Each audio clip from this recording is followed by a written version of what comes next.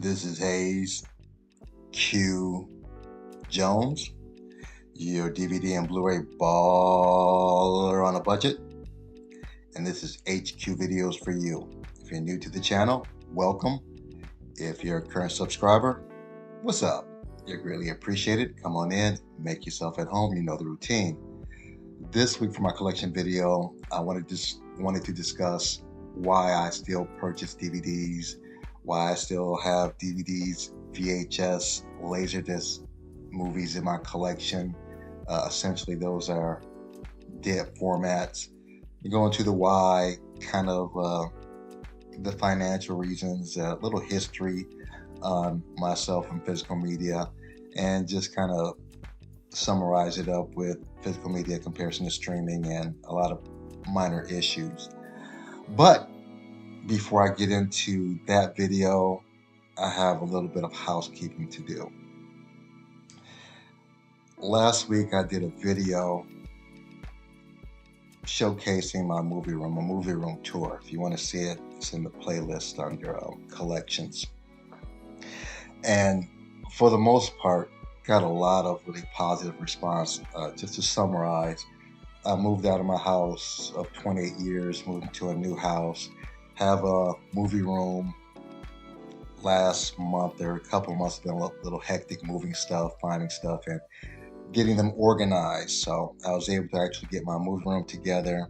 And I specifically remember starting the video saying this is a work in progress, so excuse everything. And for the most part, got a lot of positive comments. For example, Matt White 508, Sandy McNair 7152, Girl Black, the Friday the 13th Fiend always sends great comments. Linda Michael. Everyone had really positive comments except one.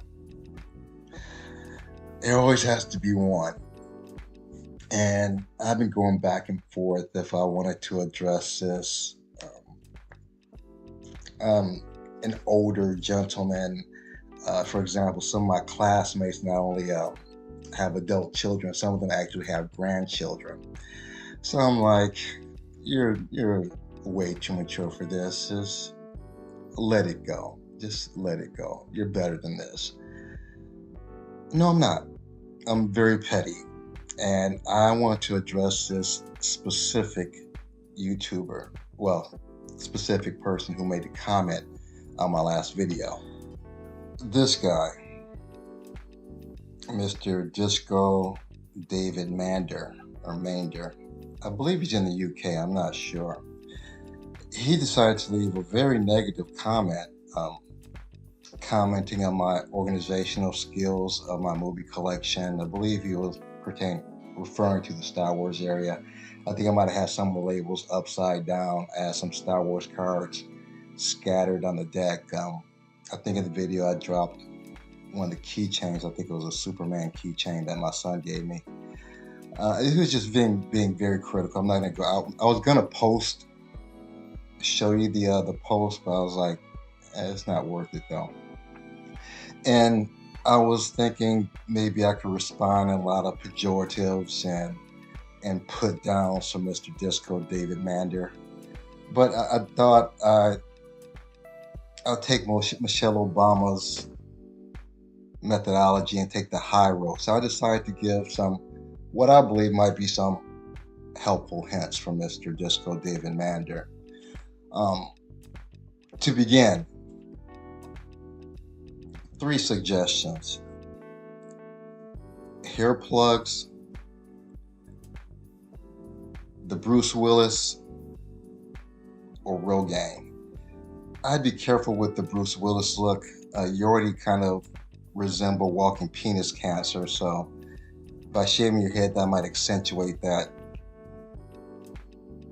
sick, cancerous look. So you might want to be careful with that. Second area, if your dad and your uncle are the same person, you probably shouldn't go on someone else's YouTube channel talking shit. It's probably gonna come back to bite you in the tail.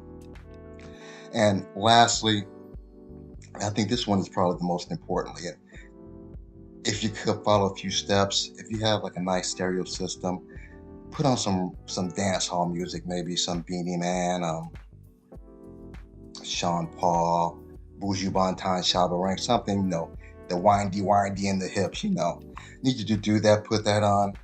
Take your little mangina or micro penis, because anyone to go into another man's movie collection is being that disrespectful, must have self-esteem issues, probably spanning from very small genitalia.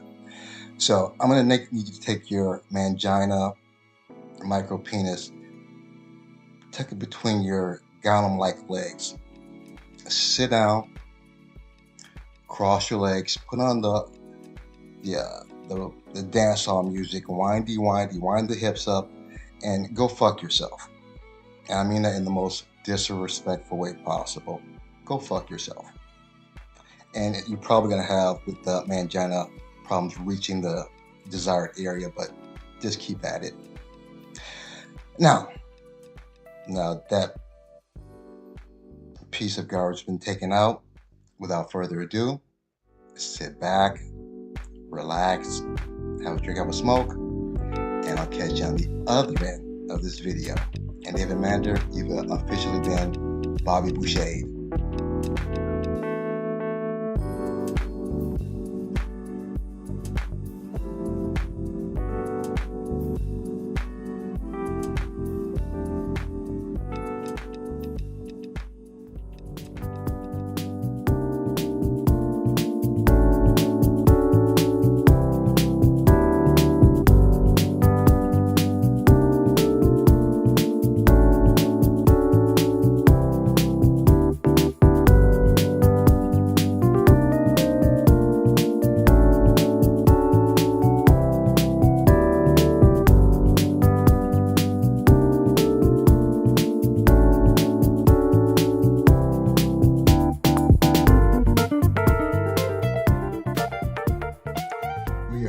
Back at HQ, we're in the voluminous vault.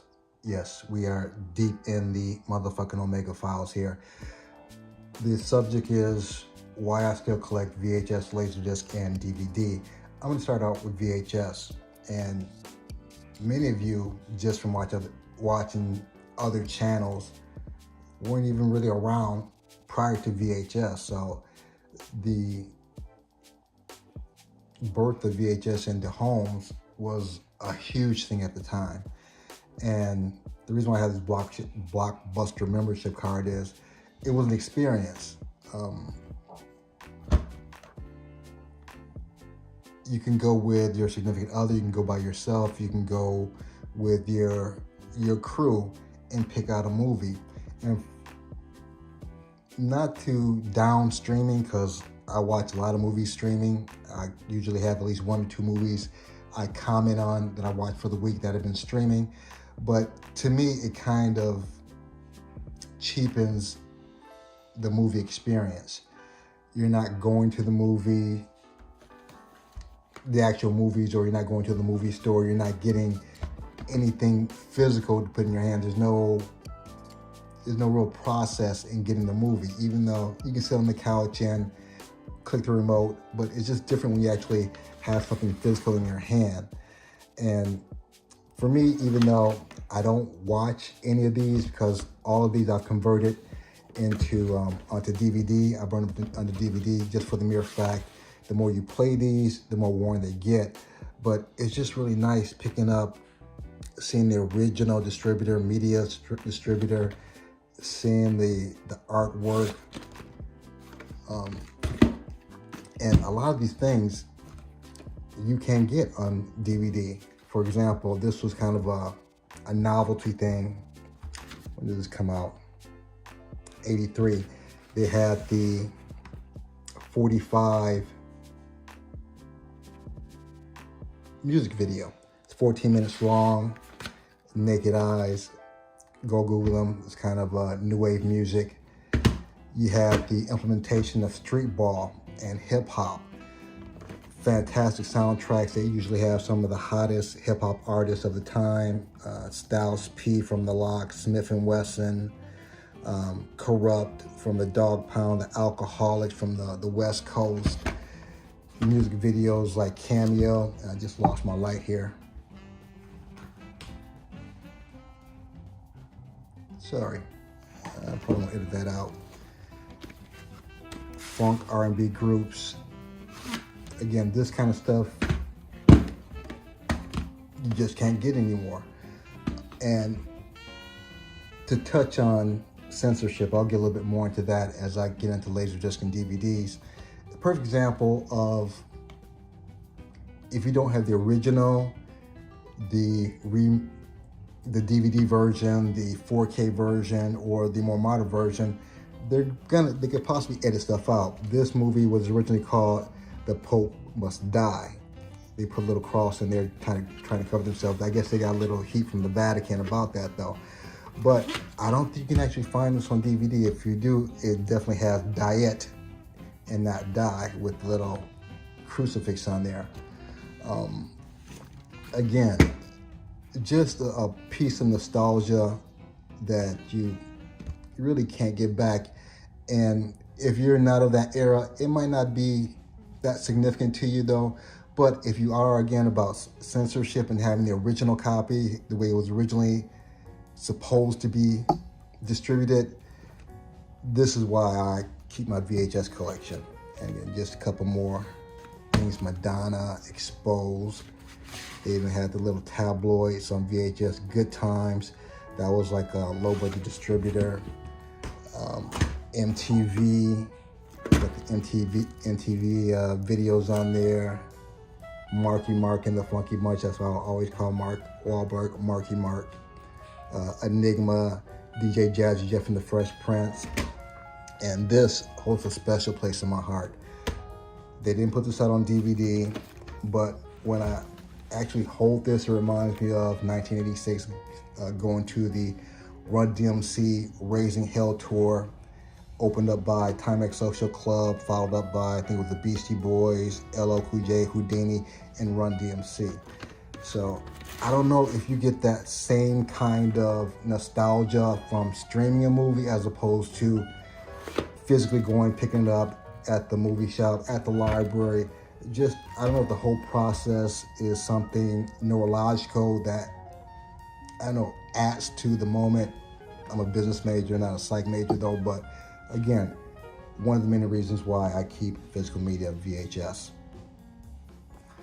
Laserdisc, yeah, these are mammoth creatures. I actually have 2 Laserdisc players.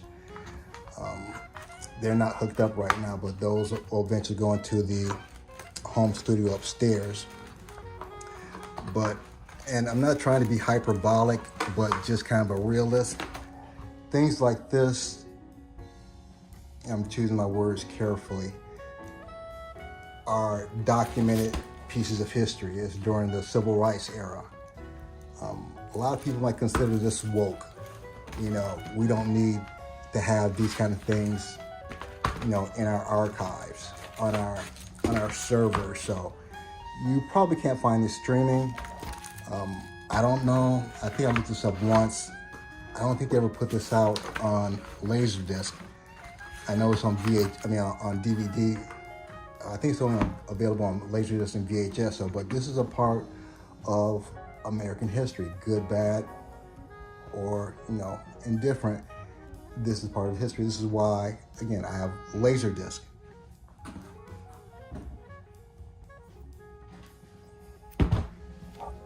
Cosmic Slop. This is not available on DVD, on Blu-ray.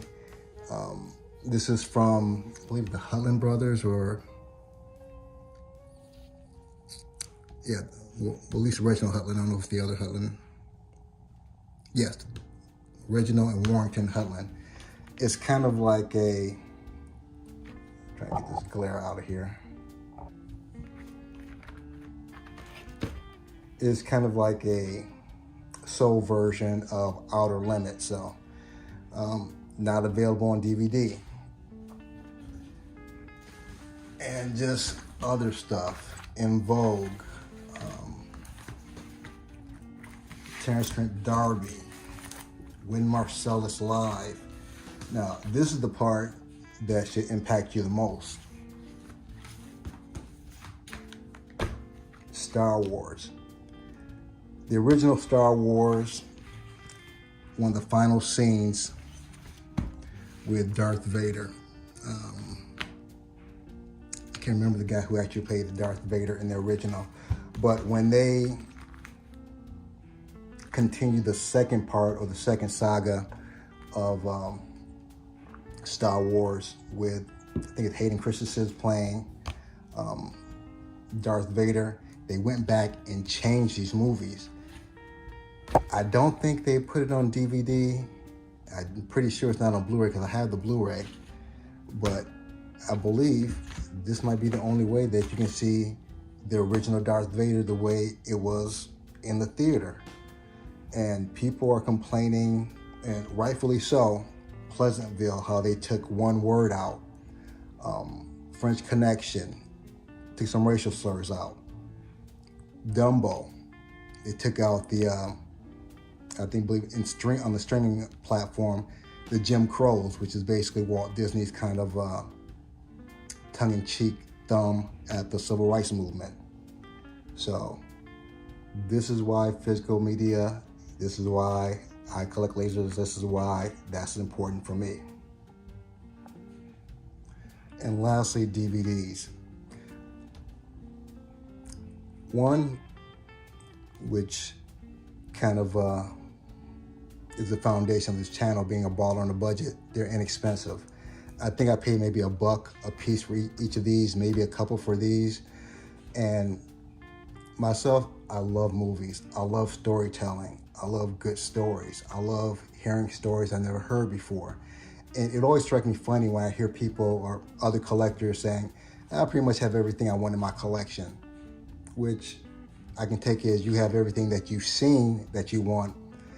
Do you have everything that's actually good, or actually that you might actually like, or that could potentially be better than what you've already seen in your collection? And how do you know if you don't go out and explore? That's why I love going to pawn shops, Goodwill, thrift stores, and just seeing new movies. I've never heard of The Invaders before. I'm watching this right now. Very cool television show about it from the 60s. Basically about space invaders, but it has some cool guest stars. It has Peter Graves from Mission Impossible, Norman Feld from the Three's Company's Mr. Roper, just a whole cast. Alien Nation. I saw these movies when they were television years ago. If you try to get this now, it's a 20th Century Fox, which I believe is Disney. So more than likely it won't come out on Blu-ray. You can try to find these online. I think on Amazon, might be like $100 or something like that. It might be at $60 on eBay. Haven't gotten to this show yet though, but again, this is out of print, paid $1 for it though. Might be great, might suck, but I only paid $1 for it, but I get to see things I haven't seen before and potentially share them with you, other movie lovers. So winding up, these are the reasons why I collect physical media, why I still collect DVDs, VHS, and Laserdiscs. They can't take them from me.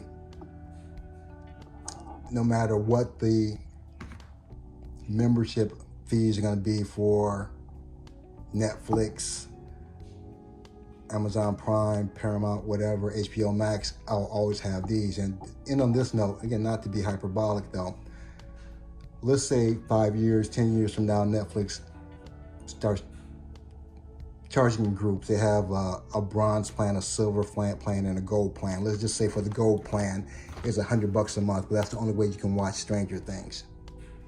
If you don't have that in your physical movie collection, are you gonna pay that extra monthly premium just to watch that particular show, or are you gonna go into your collection? And to end with this, if you haven't seen this movie, definitely check it out.